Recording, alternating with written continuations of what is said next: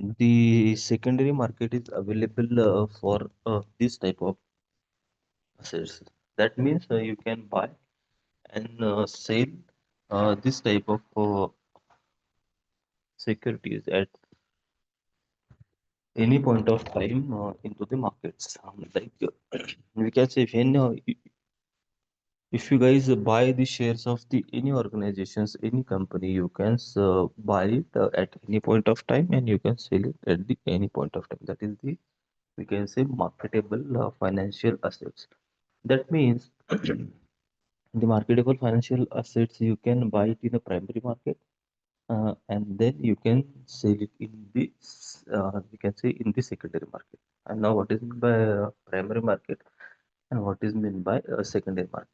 Uh, we when there is any financial assets, we can say the first time it came into the market, when the companies issue the IPOs, that is the we can say the initial public issue. Okay, initial public offering at that point of time, that we call this as we can say the primary market. That means the instruments or the we can say financial security came first time into the market. That is the primary market, we called it as.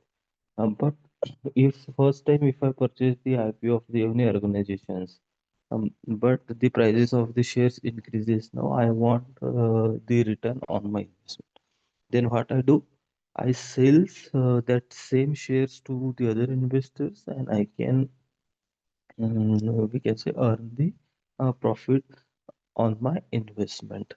But it is not we can say possible in some of the cases of the financial securities, such as if you made any bond in the banks for any specific time. That is, if you put your money into the fixed deposits for the 5 years, 10 years, that means you take the term plan. That is, we can say the fixed deposit loans. Then it is not the transferable. You will get your amount at the maturity of that financial security. That is the maturity of that loan. That means the marketable security is having the liquidity. That means you can convert easily it into cash. But the non-marketable securities, that means this secondary market is not available for this type of financial assets. That means once you buy this type of assets, you cannot easily sell that assets to the other investors. That is the non-marketable financial assets. That means we can say the non-marketable financial assets are, we can say it is the if we can say the non liquidity assets. That means you cannot easily convert it into the cash.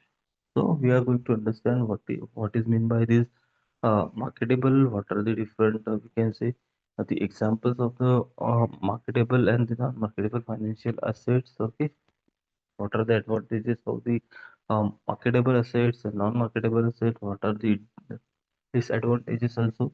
That all we are going to understand in this sessions. So first we understand what is meant by first we are going to understand what is meant by financial assets first. So financial assets, we can say, represent the claims for the future cash flow or economic benefits. They form the building blocks of the investment portfolio and the wealth creation strategies. So, financial assets is nothing but, we can say, it's a type of the certificates, or we can say it's the type of, we can say, the electronic form on which you claims the uh, cash flows or the economic benefits in the future. For example, if you invest in the shares of any company, then you will get the shares in the form of, we can say, dematerialized form. That is, you get the shares in your demat account. Okay, so what is meant by the demat? Demat is, we can say, the dematerialized form. That is the um, electronic form of the shares. That means you can claim the economic benefits and the cash flows at the any, we can say, at the any, we can say, at any time or at the maturity of that financial assets, that we call as the financial assets. So what are the financial assets? What we called as the financial assets, that is the intangible assets. That means we cannot touch, feel uh, to that assets, but they representing your ownership or the claims for the future economic benefits and the your cash flows. Okay, we classify these financial assets based upon their, we can say, based upon the liquidity. Is that financial assets is easily convertible into the cash?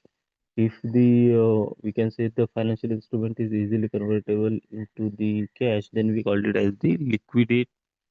We can say it is the more liquid financial assets.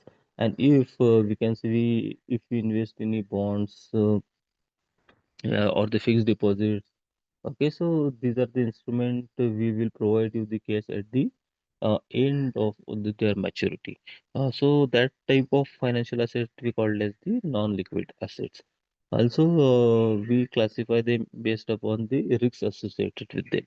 That is the more risky financial assets and less risky financial assets. So those assets we say that's having the more risks we call as the more risky, and those who are having the less risk we call it as the, we can say, the less risky financial asset. For example, your term, your we can say bonds or the government bonds or your, we can say, the fixed deposit loans. All these are the non-risk assets, and also this gives you the we can say the less return as well. We can say also the next point is, we can say, the tradability in market. Is the financial asset is we can say is tradable in market or not? The secondary market for that financial asset is available or not. So this is one of the criteria on that basis we classify the financial assets. Now we classify the financial assets into the two major parts. That is the marketable financial assets and non-marketable financial assets.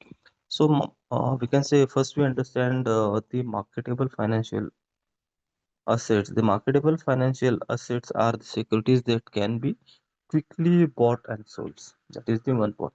That at any point of time we can say uh, go into the share market uh, electronically. Okay, online.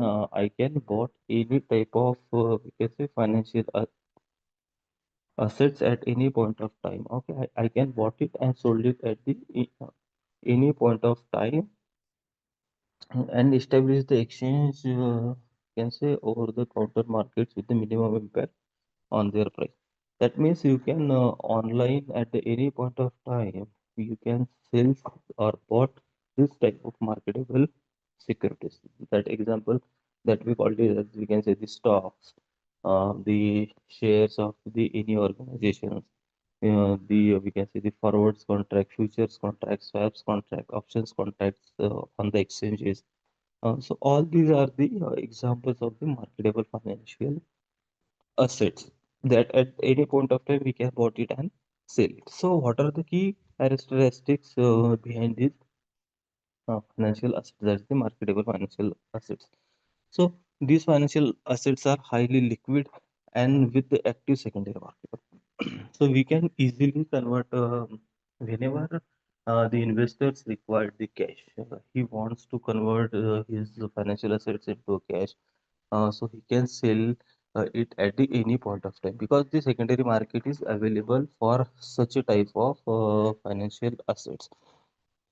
And also we can say the buyers is also available.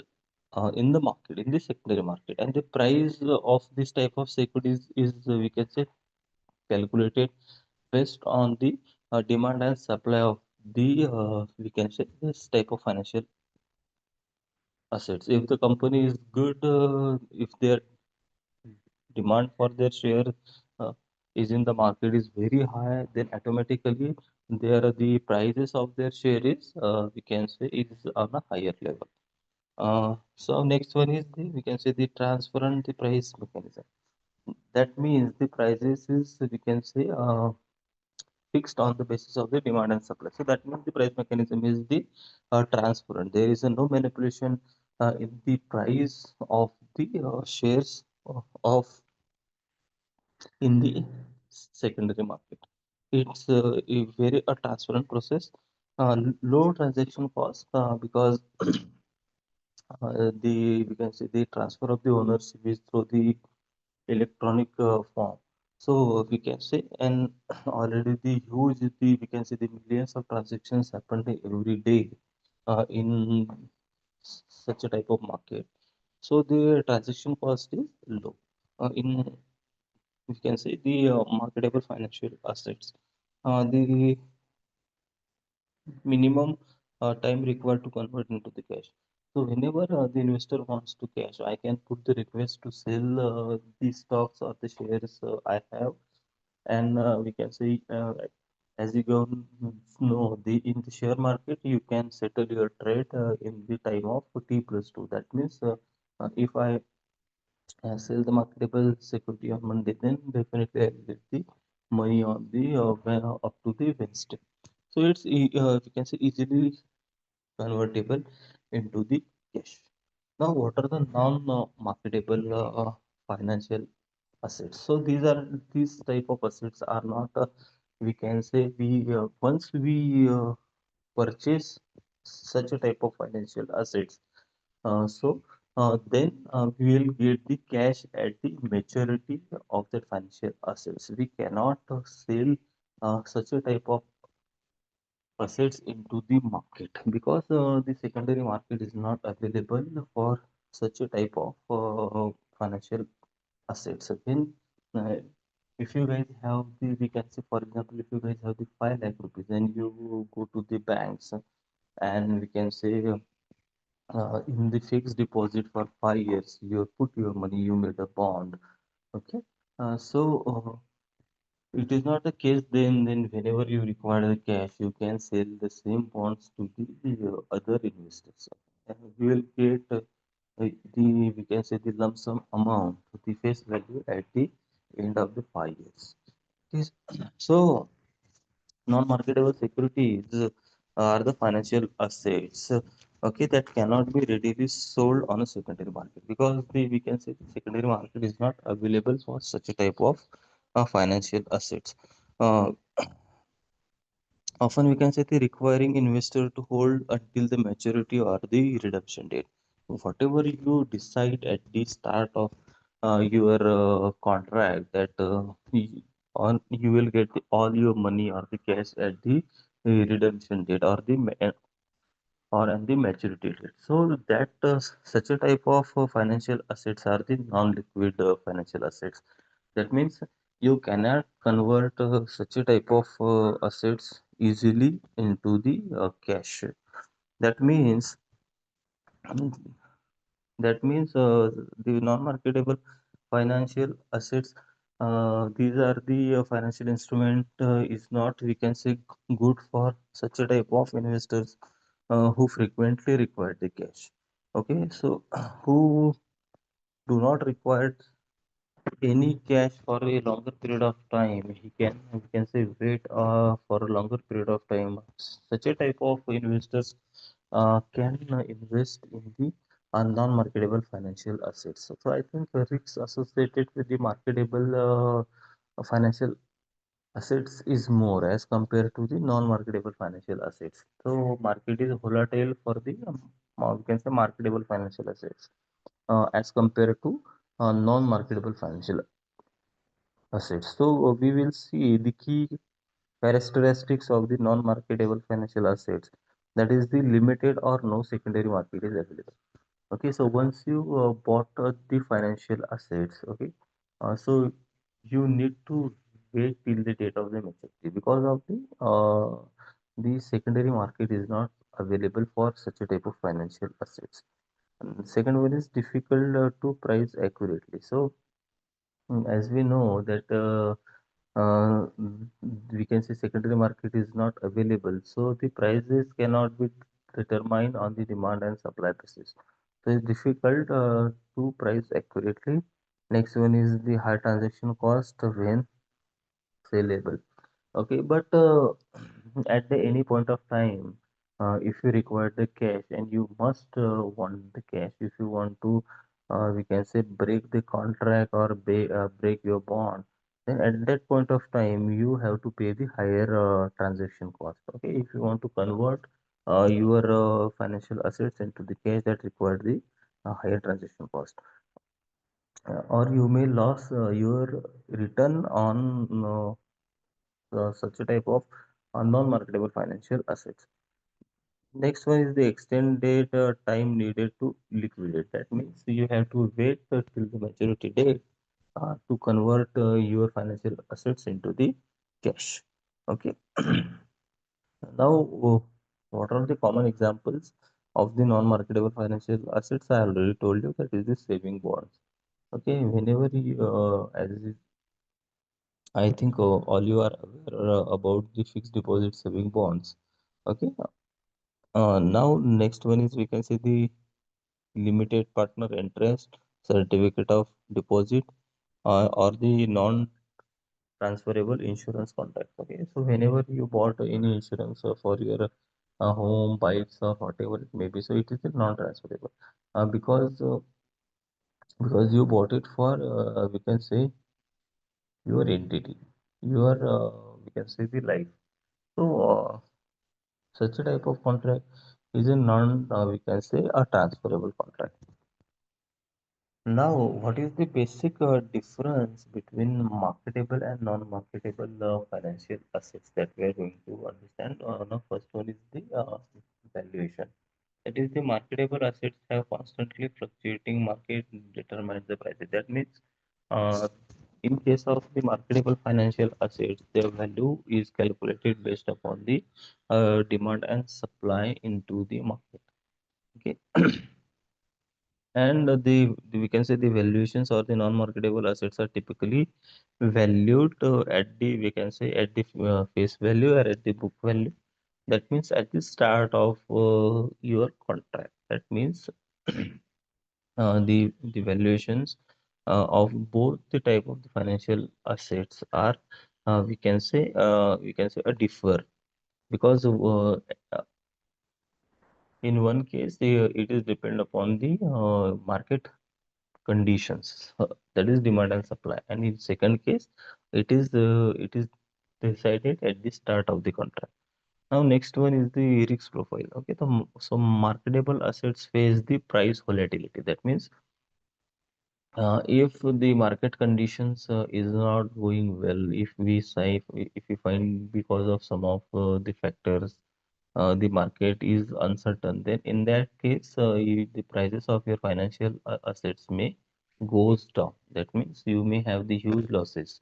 For example, in such a condition of the political instability, natural calamities, okay, or we can say the situations like the uh, COVID-19. So, in such a type of conditions, the prices of your financial assets may go down. But in case of the non-marketable financial assets, we can say the price volatility is not there because we know at the start of the contract decided the we can say the all the conditions, that is the face value, the redemption risks, so all these things, and the maturity date, interest rate. So all these things are the pre-decided. So in case of the non-marketable financial assets, the risk is less. Okay, so we will now see the return potential. So non-marketable assets often offer the higher yields to compensate for the liquidity premium and the longer holding period. And we also know that the risk associated with the non-marketable financial assets are less. So we will see the some of the features, we can say the differentiation between the marketable and non-marketable financial assets. So time to liquidate, as we know that the marketable securities are, we can say, is the liquid assets. So it requires the minute 2 days to liquidate your financial assets into the cash. Or the non-marketable assets is, we can say, months to year if possible. If it is not possible, then it is the, we can say, non-convertible into the cash. If we can say the must want the cash, then it takes the, we can say, huge amount of time and huge amount of the money. You may have the losses on your returns, and then only it convert into the cash. And we can say the price discovery, that is the marketable assets are the transfer, we can say, have the transparent market mechanism. That means the prices are determined based upon the different market forces of the demand and supply. So it is not in the case of the non-marketable assets, because as we all know that it is the, we can say, the private valuation method. At the start of the contract, the all the conditions are the decided or the predetermined. Now the tax treatment, generally the marketable assets are taxed at the purchase and the sales. Okay, so in, we can say, if you made the bonds or the fixed deposits in the banks, you may get the tax advantage. So this is the basic difference between the marketable and non-marketable financial assets. So why do non-marketable securities exist? As we know that the marketable securities are easily convert into the cash. So you can convert these financial assets into easily into the cash. So why the investors invest into the non-marketable financial securities? First point is the, we can say, the stability. So once you invest in the non-marketable financial assets, so you no need to, we can say, the overview daily your financial investments. Okay, but it is not in the case of the marketable financial assets.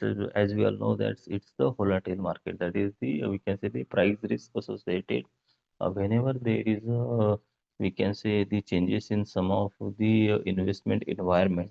Okay, we know the different factors, that is the political factors, social factors, economical factors. So all these factors have the impact on the prices of the, we can say, the marketable financial assets. But it is not in the case of the non-marketable securities. So some of the investors who want the stability in their investments, okay, they want, so once they invest an amount, okay, so they wants to relax for the rest of the time. They want to relax for the 5 years, 10 years, and at the maturity of their financial assets, they will get the lump sum amount. That is the, we can say, they'll get the stability in their investment. So the ensure the non-marketable financial assets ensure the stable ownership, and we can say the predictable funding for issuer for discount, discouraging frequent trading.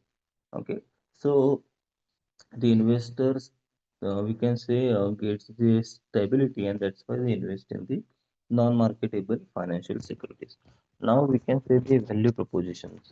As we can say, the marketable financial securities are the more risky because it's the price volatile. But it is not in case of the non-marketable securities. At the end of the maturity, uh, definitely the investor gets the some lump sum amount. What the pre-decided. The risk return profile, typically the lower default risk, as I told you that the typically the bonds in the banks, fixed deposits in the banks, and the banks also, we can say, regulated by the RBI. Or if the investors, we can say, fixed deposit in the nationalized bank or any private bank, but it is owned by the RBI. So the default risk is low in case of the non-marketable securities, as compared to the we can say marketable financial securities. So only risk associated with these non-marketable securities is the default risk.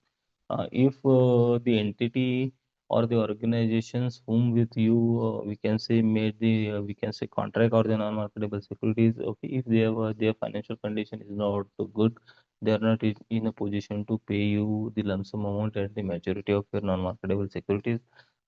In such a cases, okay, the investors may have the default risk. Okay, so here we see some of the examples of the marketable securities. That is the we can say the marketable securities. That is the equities. That is the common stocks. That is the shares. Okay, so all these are the example. That is the equities. Equity shares are the example of the marketable securities, or the some of the government securities. That is the treasury bills, the commercial papers issued by the different organizations. Okay, corporate bonds. Okay, we can say all these are the marketable securities. There's some of the derivatives. That is the forward contracts, futures contracts, options, swaps. Okay, so all these are the we can say the exchange traded securities. So we called it as the marketable securities. We can buy it from the different exchanges and sell it into the market at the any point of time. And now some of the examples of the non-marketable securities, that is the we can say the government saving programs. As we all know, the government runs the different saving programs through the different banks. We can say the post offices. So the investor gets the amount at the on the maturity date only. So this is we called it as a non-marketable securities. And if I take any post office saving scheme, then I cannot transfer it to the other investors. Okay, so these are the non-marketable securities. Okay, now we say some we can say the private investment, that is the equity in the privately held companies, venture capital investments, and the angel investments. Okay, so all these are the non-marketable securities. Um we can say the restricted securities. If we take, we can say the partnership in the limited. We can say the LLP, that is the limited partnership. So all or you if you buy the REIT, that is the real estate investment trust. So all these are the non-marketable securities. Now we understand all these things. That is, we understand the different investment avenues which are available to the investors. Okay, what are the traditional modern market, we can say investment avenues. Now we understand out of these investment avenues, which are marketable financial assets and which are non-marketable financial assets. So for the investors, he has to keep in mind while doing the investments. Okay, so how much cash he may require, we can say, in between the times. Okay, so he can invest some of his amount of cash, amount of money into the marketable financial assets, and some of the cash into the non-marketable financial assets. So he can make a portfolio with these different we can say the combinations available to him. Okay, so whenever he required the cash, he can sell some of the marketable assets. Okay, that means the combinations we made, that is we called as the portfolio management. So why we made the portfolio of the investments to minimize the risk. As we all know that I told you that so there is always we can say risk associated with your investments. So it is not a case that is you have the zero risk. Okay, so there is always a risk associated. It may be 1%, 2%, a very less risk, but it's always a some little bit risky whenever you do an investment. So the portfolio management reduces the risks to the investors. Because we can say if the any sector, any specific sector, any specific bank organizations default, they can have the little losses in such a type of investment.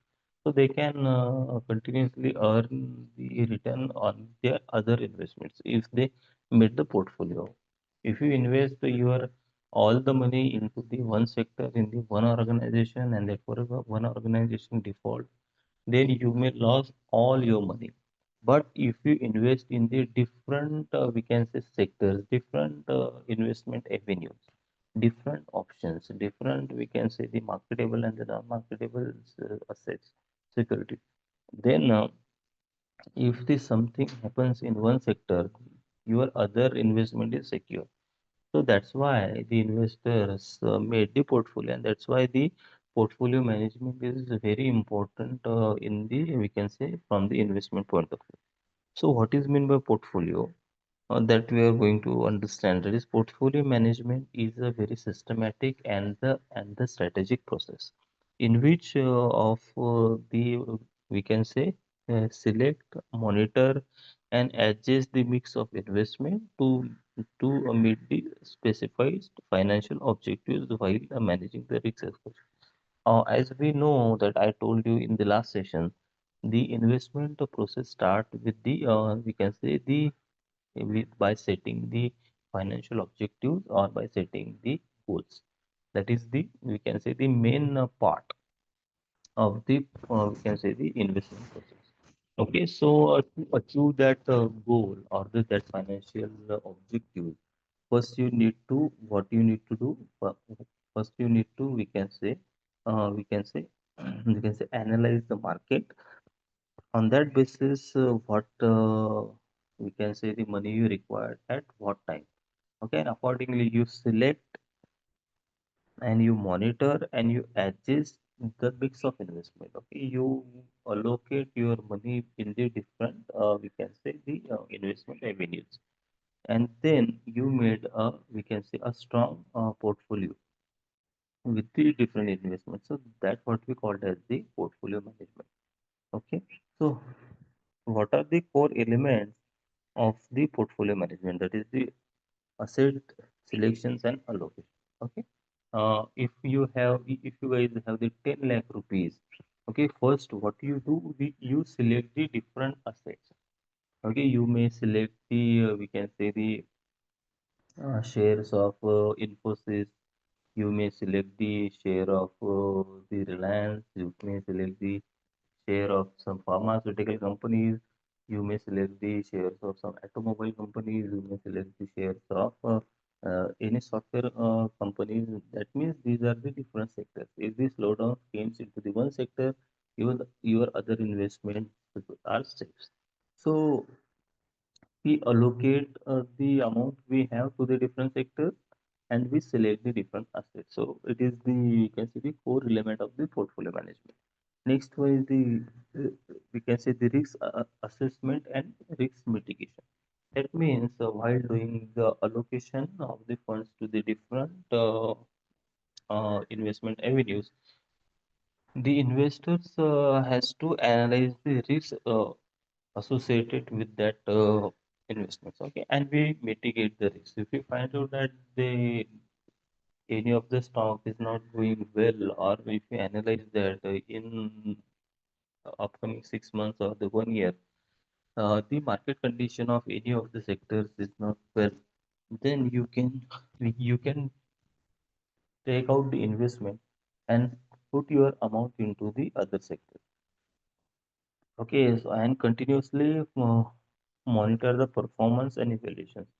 Okay, we can say in portfolio management, you have to we can say must have the eye on the performance and the evaluation of the stocks, because that continuity minimize your risk and we can say enhance your confidence. Okay, you can increase the investment in such a type of uh, avenue where you get the maximum return. Okay, you continuously receive the maximum return in any of the financial assets. You may increase the investment in such a type of we can say avenue.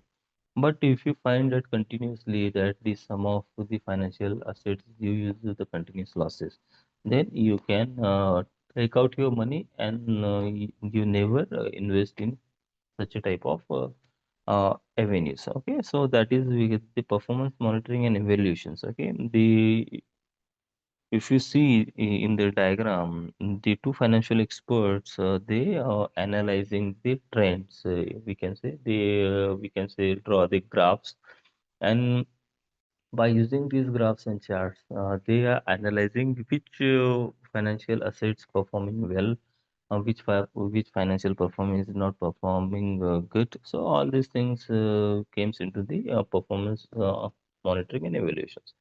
Next one is the rebalancing and adjustment. As I told you that the rebalancing and adjustment is the continuous process. That means those assets gives the more returns. Okay, we adjust the investment accordingly. Okay, we rebalance the investment. We taken out the investment from the loss-making stocks, and we put the amount into the we can say the profit-making stocks. So this is the rebalancing and the adjustment process. It is not the case that once you invest your funds, you allocate your funds with the different avenues, and you keep that same avenues for a longer period of time. At any point of time, you can rebalance and adjust your investments accordingly. The returns you receive, or if you the risk you find it out accordingly, that you can adjust the investments. Now the tax efficiency optimizations. Okay, you as an investor, you must know the different stack structures, and that is the we can say the stack regime on the different we can say the financial assets. Okay, so then you can pay the minimum tax to the government. Okay, so all these things these are the core elements of the portfolio management. So what are the we can say the attributes of the effective portfolio management? Okay, when we called it as the portfolio management is the effective one. Okay, so diversification is the first one. That is why we made the diverse investment to minimize the risks. Okay, we spread the investment across the multiple assets, classes, sectors, geographies to reduce the concentration risks and we can say the volatility.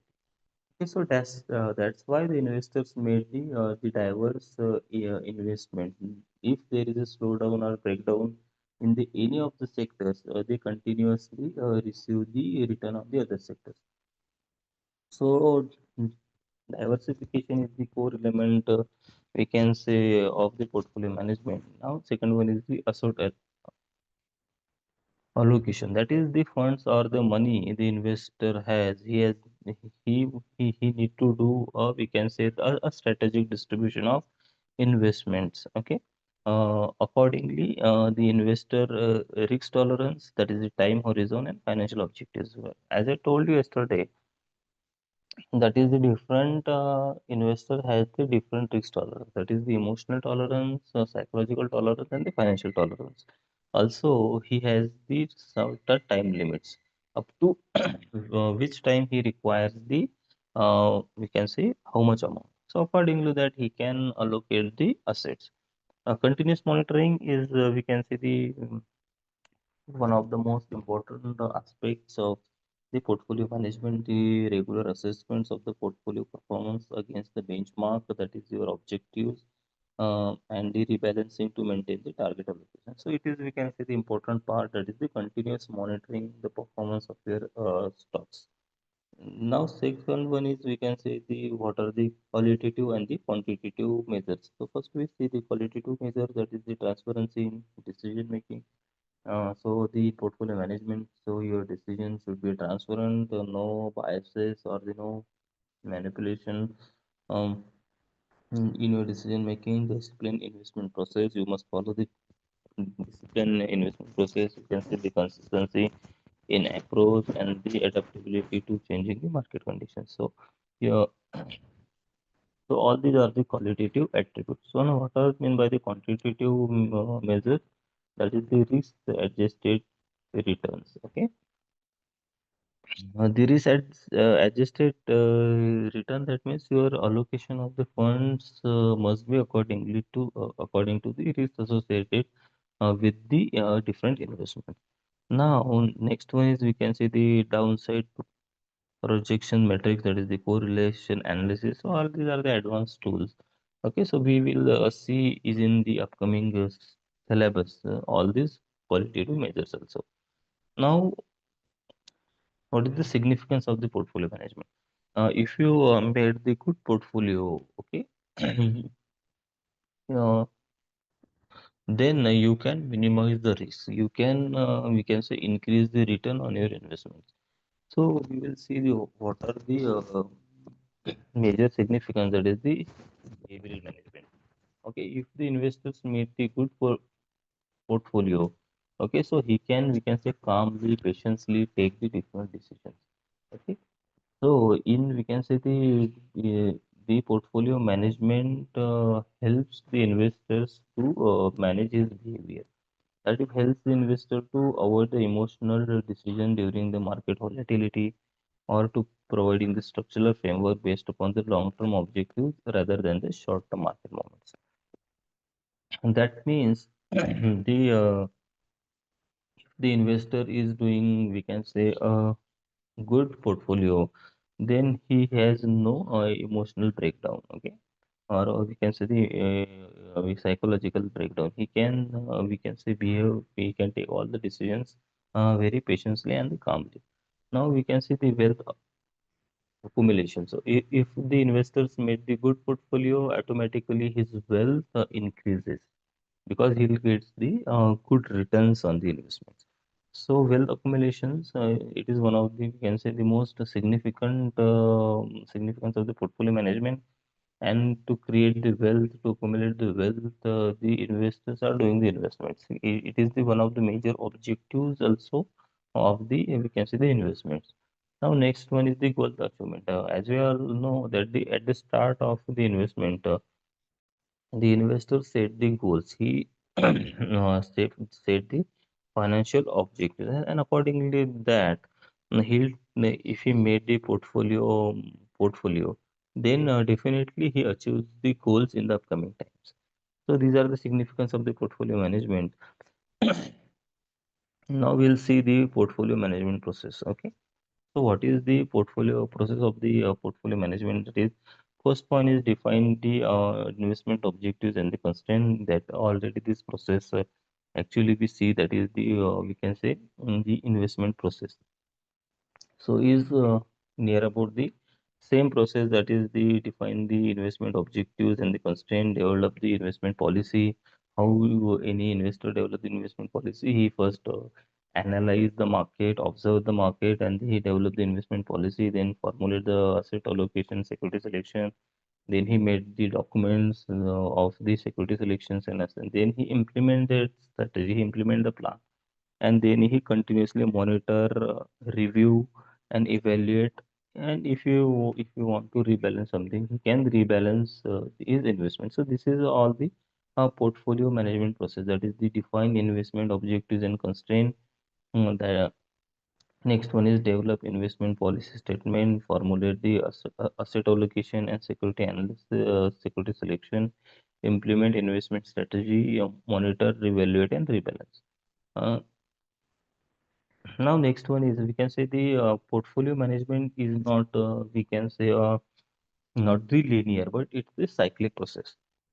That means once you made the portfolio, okay, so it is not the case that you need it not, we can say, overview for next 5 years. It is not the case. It's the continuous process. Continuous means it's the daily monitoring process. You have to monitor your portfolio daily. Okay, what is going on into the market? What are the market condition? What is my return? What is the risks associated with the investment? So this is, we can say, the continuous process. Okay, so that is the, we can say, continuous reassessments is required um, in the portfolio management as the market condition change and the client circumstances involved. The each steps informs the investors, that is the what is going on into the market.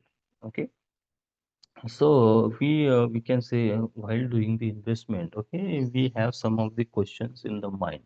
So what are that questions, and what the tools and methods we can use to solve these questions. That is first process, we can say, that is the planning. While doing the planning, the key questions came into the minds of the investor is the what are we are trying to achieve. Okay. As we know that the first in the portfolio management process, the first thing is done by the investor is to set the objectives, his objectives, that is the financial objectives. So what he wants to achieve, he already set the financial objective. He already set the goals. Now he knows what he wants to achieve. So how he can achieve his financial objectives? Uh, that is, by investing in the different investment avenues. Okay, we can say by the risk assessment, by the, we can say, by finding out the we can say return, or we can say what is the conditions in the market. So all these things, that is the things the investors can done. Now next one is, once the planning is done, now next part is the execution. So what the questions came into the minds of the investor is the how do we achieve our goal? So okay, so how he achieve the goals? That is the security analysis and the asset allocation model. He already came up with the documents of the we can say the, that is the we can say formulate the asset allocation and the security selection. He already has the document, so he has to allocate his money into the different securities and continuous analysis part. Now next one is the monitoring. Once you plan, once the investor plans, he execute. Now next part is the monitoring. So are we are on track? What adjustments are needed? Okay. Now the first questions came into the minds of the investors. So he is in the right direction or not? Okay, so how do he know that he's in the right directions or not? By analyzing the, we can say, the different his investments. Okay, so performance attributions. Okay, he need to, we can say, analyze the performance of the stocks and variance analysis, and according to that he can rebalance his investments or readjust his investment.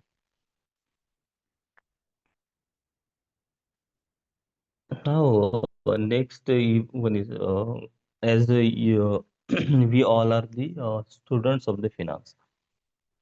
But some of the people who are having the huge amount of money are not the students of the finance. Okay, they don't know nothing about the investment. He don't know, he or she, the investor don't know the different investment avenues. They don't know the, we can say, the traditional investment avenues or the modern investment avenues. They don't know the marketable and non-marketable. So, but they want the return on the money they have. Okay, so in such a cases, what the investors did, because they are not the we can say well in finance, they are not the financial expert. So they appoint the financial expert to do their investments.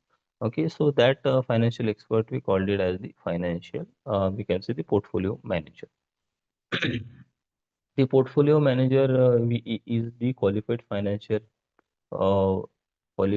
financial expert or the professional who makes the investment decisions on the behalf of individuals. Okay. So for that, rich peoples, okay, wealthy peoples, so the portfolio managers can take the decisions.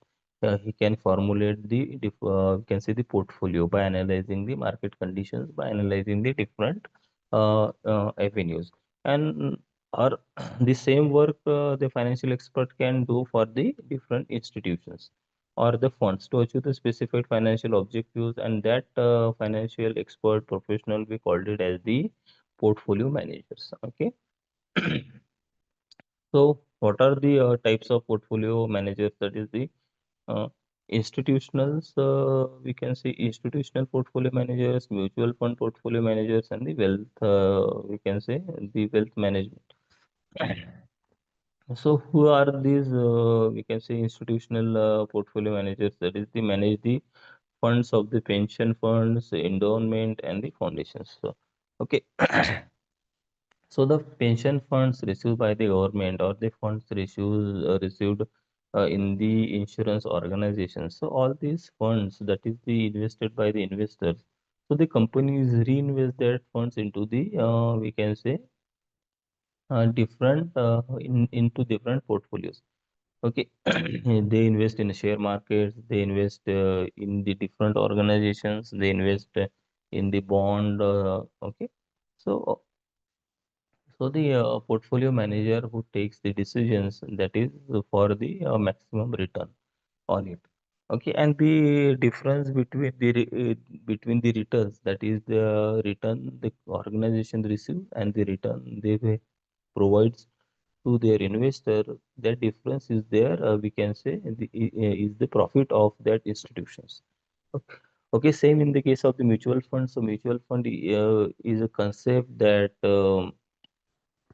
that means the huge number of investors came together, they collect the funds.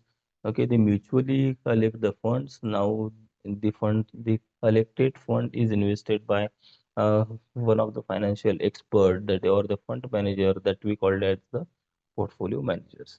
Now next one is the wealth manager, that is the as we know the we can say the uh, wealthy individuals or the rich peoples don't have the knowledge of the investment. Okay, they appoint the financial expert or the professional for the investment purpose. So that individual also be called as the portfolio manager who manages the portfolio of the individuals. So that financial expert we called it as the portfolio managers. Okay. So the role of the portfolio manager. So role of the portfolio manager is the continuous analysis of the market. That is the research and analysis. Based upon he takes the different investment decisions. That is the portfolio construction. He made the portfolio, and accordingly that he allocates the fund. Next one is the performance monitoring. He continuously monitors the performance of these invested funds and the client communication. And he continuously communicate the conditions, situations, return risks to his clients. Okay. So next part we see in the next sessions. Okay. If you have any query, any questions, you can ask. We have the 2 minutes. If you don't have any questions, you can sum up the sessions because you have the other sessions to join.